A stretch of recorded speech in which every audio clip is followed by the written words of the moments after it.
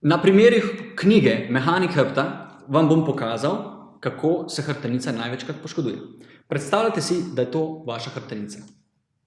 Kadar greste v upogib in ni zadostne mišične čvrstosti v trupu, se zgodi tole. Hrbtenica se po domače povedano lomi.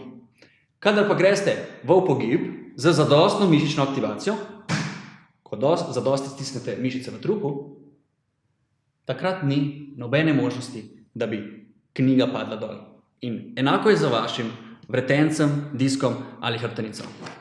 Torej, preprost trik, ko greste v upogib, ne bodite preveč mehki, rahlo se čvrstite in uporabite svoj kolčni sklep za varen upogib.